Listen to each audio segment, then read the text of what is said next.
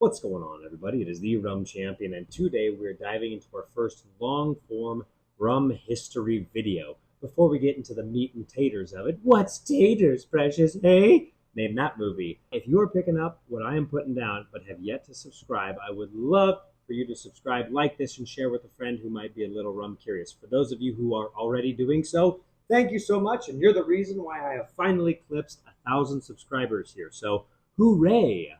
So today we're going to talk about rum, the true spirit of 1776, and rum, the spirit that America forgot and was the last casualty of the American Revolution. As I wear my Teddy Roosevelt t-shirt from Roosevelt's great clothing company. I have no affiliation with them. I just really like their stuff. Any hoodles, diving into it. John Adams, after the Revolution in the 1800s, writes to a friend, "I know not why we should blush to confess that molasses was a key ingredient in American independence." Now, why would John Adams say this? What does molasses go into? Oh, yeah, molasses is used to make rum. And all this started, though, in about the 1730s, the 1733 Molasses Act. And the reason that this act was put into place by British Parliament is because the plantocrats in the Caribbean were getting really frustrated that the colonial Americans from the 13 colonies weren't buying molasses from their islands. They were opting to buy it at a cheaper rate from the French islands, who were all too happy to sell it to America. The way I like to see it is that the folks in St. Lucia and Jamaica were really upset seeing the French flag fly by and the French going, yeah, and showing off some molasses or something. I doubt that happened. But you know what? In this old memory bank, it absolutely did. Kind of like Monty Python, yay! Anyways, though, this really pissed off a lot of the influential plantocrats in the Caribbean. Now, they wrote and lobbied parliaments which placed heavy taxation on products that were outside of the British Empire, because at that day and age, when you were a colony, you were meant to enrich the motherland. That was your purpose.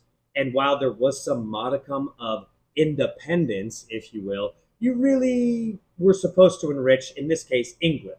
So a lot of people from other English colonies that were supposed to benefit from this weren't, and were getting pissed off. So it's always about the money. The Molasses Act, no one really followed. Everyone was turning a blind eye, and it was business as usual. Roughly in the 1760s, there are 140 rum distilleries up and down the colonies, and half of them, roughly 70, were in New England. And at this point, since rum production is really ramping up, the plantocrats are freaking out again. And the Molasses Act, where you could pay off officials, certain people would turn blind eyes. The Sugar Act came into place in around, I think, 1765. I will double check that. But this clamped down and made it nigh impossible for American colonists to get their molasses from anywhere else. And so this is one of the no taxation without representation acts that Parliament put into place that started pissing off the Americans.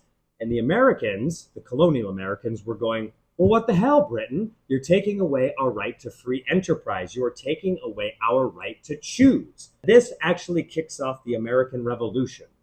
We're going to disrupt the chronological timeline to look at one of, if not the most important figures in American history, and that's George Washington. Did you know that George Washington would never have been elected to public office, and very well could never have become president, if it weren't for rum? Well, it's 1758, and George Washington is running for the House of Burgesses, which is Virginia's governing body. In essence, it's like the state Congress as we would know it today. And in order to get elected, I'm just going to divert my eyes here to the Mount Vernon website. You can find this information. 28 gallons of rum, 50 gallons of rum punch, 78 gallons in total of rum that he gave to basically bribe his constituents to get into the state assembly.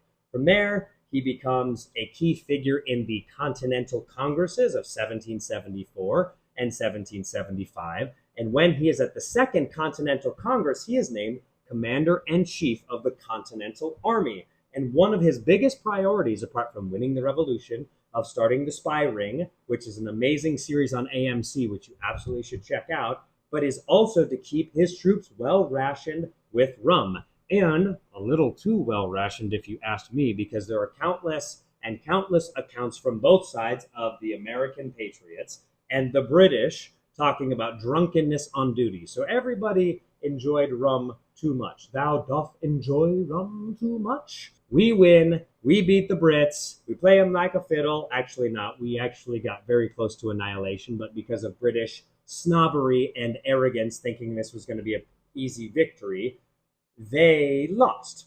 After the revolution, it's the American presidential inauguration, the first ever in our history, and George Washington, who also, I forgot to mention, went to Barbados, the only place he left outside of the United States as we know them, the eastern seaboard, was to go to Barbados. He also fell in love with Barbados rum, so much so that at the first ever inauguration, which I mentioned, George Washington had special casks or barrels of Barbados rum opened and consumed during his inauguration because Americans loved their rum.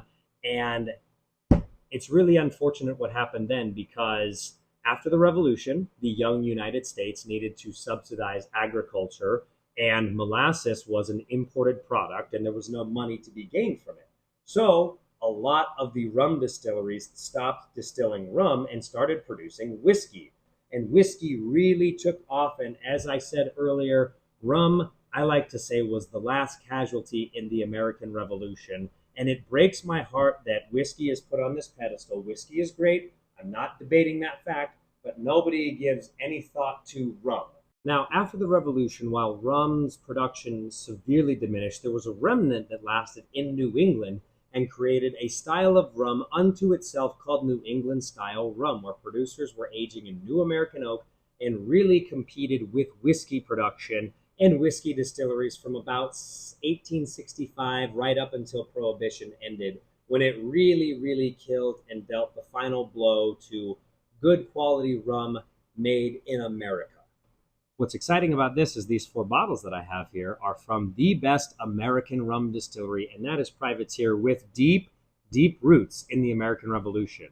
Every bottle of Privateer rum, you will see true American rum. Now, what's amazing is Andrew Cabot, the owner of Privateer, his ancestor also named Andrew Cabot, a long line of Andrew Cabots. Andrew Cabot, Andrew Cabot, Andrew Cabot.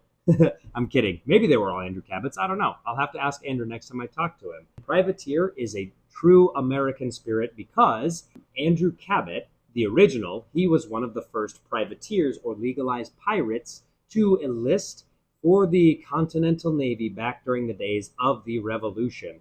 And the name of Andrew Cabot's, the OG Andrew Cabot's, flagship of his privateer fleet was the True American. So there is so much history oozing on the label. What's exciting about this is that Andrew and Privateer have resurrected this New England style rum. So what makes them exceptionally unique is almost all of their rums are exclusively New American oak. There are some exceptions. They do barrel pick. So this is my barrel pick, the first ever of the Rum Curious Club. There's 1 or 2 bottles available left out there. This is their core line bottled and bond. And yes, they make bottled and bond rum.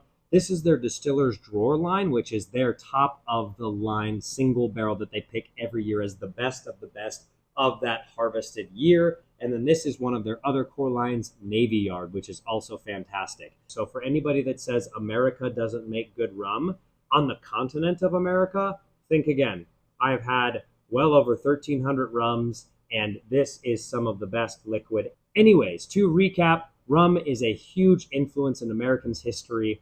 Very few people remember that. Very few Americans remember that. And most Americans now, ironically, look down on rum while deifying all of the founding fathers who absolutely loved rum more than not more than anything, because freedom is pretty important, right? And their slaves. Who said that? I did. They did. A lot of them did. Let's be real.